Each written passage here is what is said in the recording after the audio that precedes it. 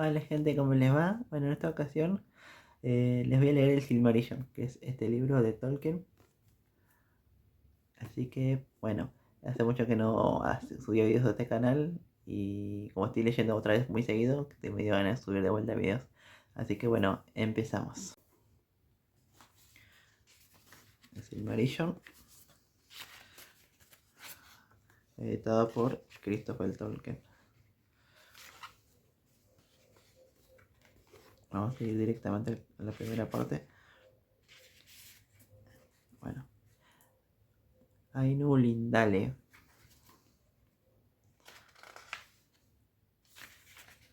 La música de los Ainur.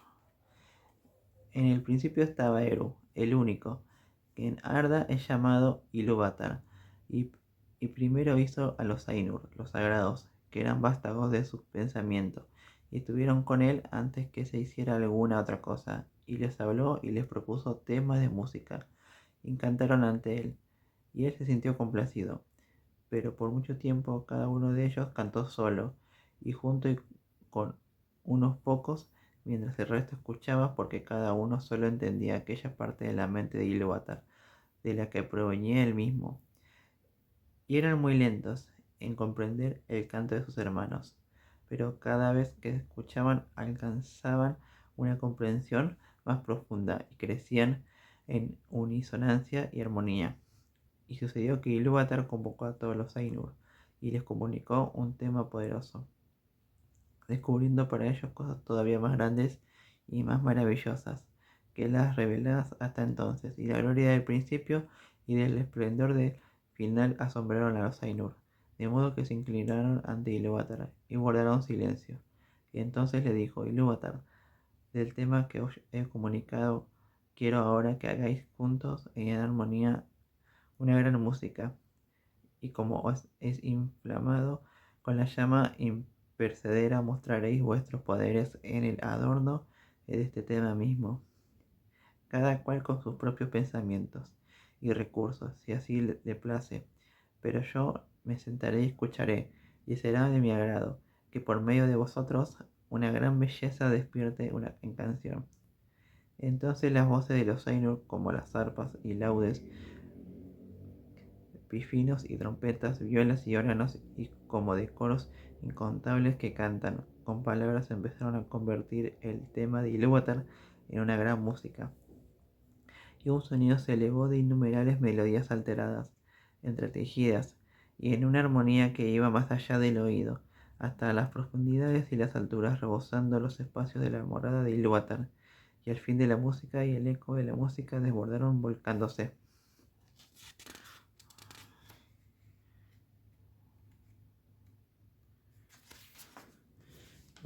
en el vacío, y ya no hubo vacío nunca. Desde entonces hicieron los Ainurs una música como esta, aunque se ha dicho que los coros de los Ainus y los hijos de Ilúvatar harán ante él una música todavía más grande. Después del fin de los días, entonces los temas de Ilúvatar se tocarán correctamente, y tendrán ser en el momento en que aparezcan, pues todos, para cada una de las partes, conocerán la comprensión de los demás, e Ilúvatar pondrá en los pensamientos de ellos el fuego secreto. Pero ahora Ilúvatar escuchaba sentado, y durante un largo rato le pareció bien, pues no había fallos en la música, pero a medida que el tema prosperaba, nació un deseo en el corazón de Melkor, entretejer asuntos de su propia imaginación, que no se acordaban con el tema del que no se acordaban con el tema de Ilúvatar, porque intentaba así acrecentar el poder y la gloria de la parte que le había sido asignada a Melkor. Entre los Ainur le había sido dados los más grandes dones de poder y conocimiento, y tenía parte de todos los dones de sus hermanos. Con frecuencia había ido solo a los sitios vacíos en busca de la llama impercedera, porque grande era el deseo de que ardía en él de ser unas cosas propias, y le parecía que Ilúvatar no se ocupaba del vacío, cuya desnudez lo impacientaba. No obstante, no encontró el fuego, porque el fuego está con Ilúvatar, pero hallándose solo, había empezado a tener pensamientos propios distintos de los de sus hermanos.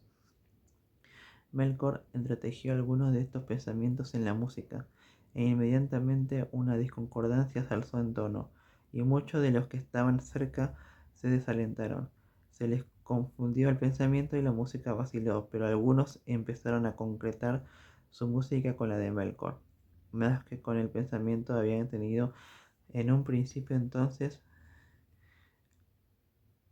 la disconcordancia de Melkor y se extendió todavía más, y las melodías escuchadas antes naufragaron en un mar de sonido turbulento. Pero Ilúvatar continuaba sentado y escuchaba hasta que pareció alrededor del trono estallada una furiosa tormenta, como de aguas oscuras que batallaran entre sí con una cólera infinita que nunca sería apaciguada. Entonces Ilúvatar se puso de pie y los Ainur vieron que sonreía y levantó la mano izquierda y un nuevo tema nació. Wow. En medio de la tormenta parecido y sin embargo distinto al anterior y que cobró fuerzas y tenía una nueva belleza. Pero la disconcordancia de Melkor se elevó rugiendo y luchó con él, y una vez más hubo una guerra de sonidos más violenta que antes, hasta que muchos de los Ainur se desanimaron y no cantaron más, y Melkor predominó. Otra vez se incorporó entonces Ilúvatar, y los Ainur vieron que estaba serio, e Ilúvatar levantó la mano derecha, y aquí con un tercer tema brotó de la confusión, y era distinto de los otros, porque pareció al principio dulce y suave, un mero murmullo de sonidos leves en delicadas melodías, pero no pudo ser apagado y adquirió poder y profundidad. Y pareció por último que dos músicas se envolvían a un tiempo ante el asiento de Ilúvatar, por completo disconcordantes. De la una era profunda, vasta y hermosa, pero lenta y mezclada con un dolor sin medida, que era la fuente principal de su belleza. La música de Melkor había alcanzado ahora una unidad propia, pero era estridente, vana e infinitamente repetida, poco armónica, pues sonaba como un clamor de múltiples trompetas que bramaban unas pocas notas, todas al unísono, e intentó ahogar la otra música con una voz violenta, pero pareció que la música de Ilúvatar se apoderaba de algún modo de las notas más triunfantes, y las entretejía de su propia solemne estructura. En medio de esta batalla que sacudía las estancias de Ilúvatar y estremecía unos silencios hasta entonces inmutables, y Ilúvatar se puso de pie por tercera vez, y era terrible mirarlo a la cara. Levantó entonces ambas manos, y en un acorde más profundo que el abismo, más alto que el firmamento, penetrante como la luz de los ojos de Ilúvatar, la música cesó. Wow. Entonces Ilúvatar habló y dijo: poderosos son los Ainur, y entre ellos el más poderoso es Melkor. Pero sepan, él y todos los Ainur, que yo soy Ilúvatar. Os mostraré las cosas que los dos Ainur, no, que todos los Ainur, que yo soy Ilúvatar, y os mostraré las cosas que habéis cantado, y así veréis que habéis hecho. Y tú, Melkor,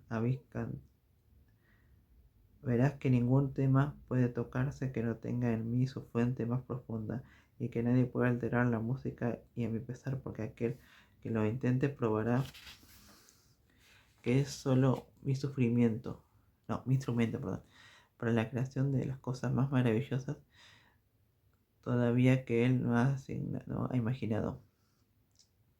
Entonces los Ainur tuvieron miedo, aunque no habían comprendido que les decía Ilúvatar, y llenos de Melkor de vergüenza, de la que nació un rencor secreto. Pero Ilúvatar se irguió resplandecientemente y se alejó de las hermosas regiones que había hecho para los Ainur, y los Ainur lo siguieron.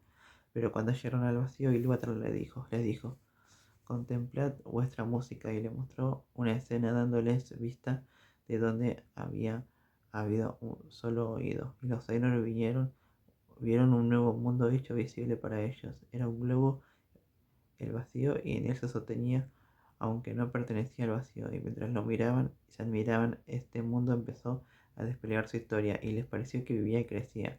Y cuando los Ainur hubieron mirado un rato al silencio, volvió a hablar Ilúvatar: contemplar vuestra música, este es vuestro canto, y cada uno de vosotros encontrará en él entre, que, entre lo que os he propuesto, todas las cosas que en apariencia habéis inventado o añadido, y tú, Melkor, descubrirás los pensamientos secretos de tu propia mente, y entenderán que son solo una parte del todo y tributarios de su gloria. Y muchas cosas más dijo Ilúvatar a los Ainur en aquella ocasión, y por causa del recuerdo de sus palabras y por el conocimiento de que cada uno tenía de la música en el que el mismo había compuesto, los Ainur saben mucho de lo que era, lo que es y lo que será, y pocas cosas no ven. Sin embargo, algunas cosas que hay que no pueden ver ni a solas, ni aún consultándose entre ellos, porque a nadie más que a sí mismo ha revelado Ilúvatar todo lo que tiene en la reserva, y en cada edad aparecen cosas nuevas imprevistas, pues no proceden del pasado. Y así fue que mientras esta visión del mundo se desplegaba ante ellos, los Ainur vieron que contenía cosas que no habían pensado antes. Y vieron con asombro la llegada de los hijos de Ilúvatar, la estancia preparada para ellos, y advirtieron que ellos durante la labor de la música habían estado ocupados en la preparación de esta morada, pero ignorando que tuviese algún otro propósito que su propia belleza, porque solo él había conseguido a los hijos de Ilúvatar, y que llegaron con el tercer tema, y no estaban en aquel que Ilúvatar había propuesto en un principio, y ninguno de los Ainur había intervenido en esta creación. Por tanto, mientras más contemplaba, más los amaban, pues eran criaturas distintas de los mismos, extrañas y libres, en las que veía reflejaban de nuevo la mente de Ilúvatar, y conocieron aún entonces algo más de la sabiduría de Ilúvatar, que de otro modo habría permanecido oculta aún para los Ainur. Ahora bien, los hijos de Ilúvatar son elfos y hombres, los primeros nacidos y los seguidores. Y entre todos los servidores del mundo, las batasalas, los espacios, los carros de fuego, Ilúvatar escogió como morada un sitio en los abismos del tiempo y en medio de las estrellas innumerables. Y puede que esta morada parezca algo pequeña a aquellos que solo consideran la majestad de los Ainur, pero por su terrible sutileza, como quien tomará toda la anchura de Arda para levantar allí una columna y la elevará hasta en el cono del mundo, de la cima fuera más punzante que una aguja, o quien considerará solo la vastedad inconmensurable del mundo, y que los Ainur aún están modelando, y no en la minuciosa precisión con que dan forma a todas las cosas que en él se encuentran. Pero cuando los Ainur hubieron contemplado esta morada en una visión, luego de ver a los hijos de Ilúvatar que allí aparecían, muchos de los más poderosos entre ellos se volcaron en el pensamiento intenso sobre el sitio de este sitio. Y de estos Melkor era el principal, pero también había sido al comienzo el más grande de los Ainur que participaban de la música, y fingió aún ante sí mismo al comienzo, dominado por torbellinos de calor y frío que lo han invadido, y de que deseabas ir allí y ordenarlo todo para beneficiarlo de los hijos de Ilúvatar. Pero lo que en verdad deseaba era someter tanto a elfos como a hombres, pues envidiaba los dones de que Ilúvatar les había prometido, y él mismo deseaba tener su súbdito y sirvientes, ser llamado señor y gobernar a otras voluntades. Y bueno, gente, esa es una parte del Silmarillion, en la primera parte. Es como cuando los dioses crean todo, y acá es cuando aparece el primer señor oscuro. Bueno, se darán cuenta de quién es el primer señor oscuro. Así que bueno, espero les haya gustado esta lectura, y nos vemos en el próximo video. Chao.